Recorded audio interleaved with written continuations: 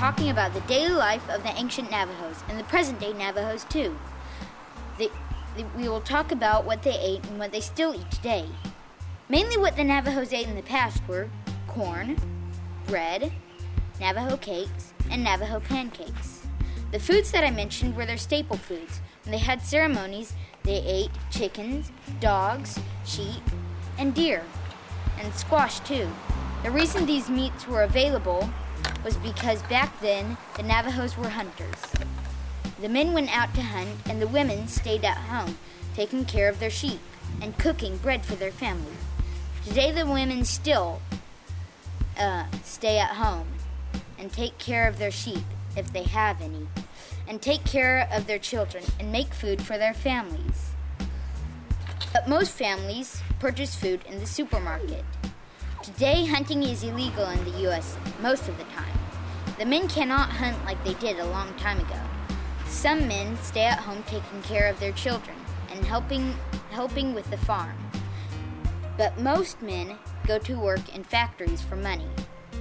They buy a lot of junk food at the supermarket, and the Navajos today are becoming fat. They eat things like hamburgers, French fries, chicken burgers, nuggets, and more. Not all Navajos eat just junk food. Of course, only some of them.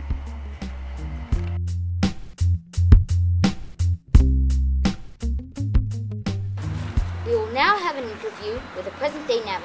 Hello. Hi, thank you for coming here. Would you tell us about your beliefs about how the world was created?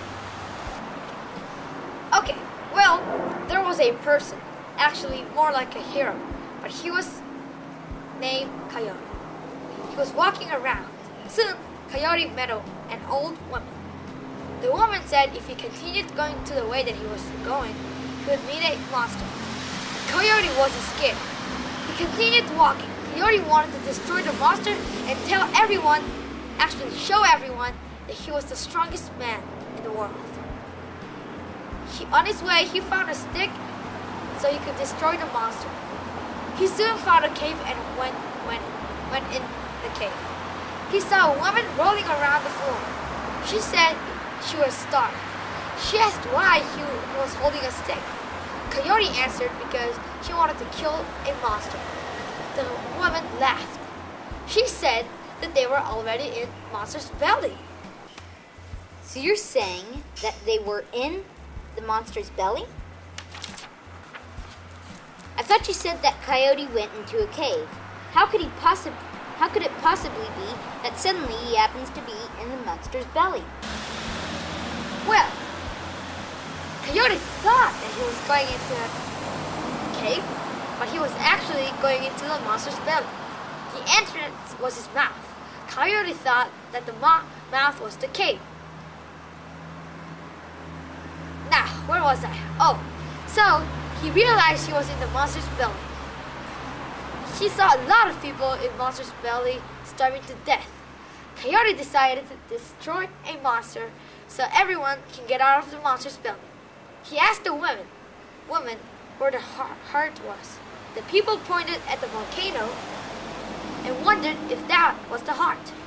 Coyote said, if the volcano explodes, there will be an earthquake, and the monster will be opening his mouth to take a last breath, and he told them to get ready to run as fast as they could. Coyote stabbed the volcano, and the lava started falling. Like he had predicted, the mouth opened. Coyote and the people ran out of his mouth. It's a very interesting story. Thank you for telling us about your religion. We have other topics that we would like to talk to you about. It's the long walk. I'm sure you know about it. We would love to hear what you know. Well, my great grandfathers participated in the long walk. I heard this from my mother. Really? Yes. I do not know a lot of what happened to my grandfathers, actually grandparents, but I'll tell you what I know. My grandparents were living together with all of their families and their friends' families. One day, the U.S. Army, which we call the Long Knives, came and tried to take them to some place. Well, my grandparents and their tribe packed their stuff and left the place before they catch them. I heard they didn't have enough food to eat. They just kept walking and walking for a very long time, and we call that a long walk. Thank you for the interview. I sure enjoyed it.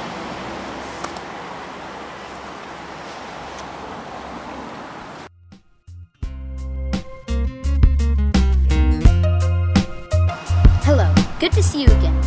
I've researched and found that the Navajo language has been almost forgotten for a very long time, and only some Navajos could speak it.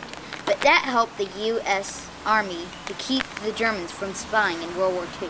What happened was the Germans were stealing information from the Americans because the Germans knew how to speak English. And they were able to hear all the information that the Americans were giving to their base from a two-way radio. Americans soon came out with a great idea. They decided to use a language that only some people could speak.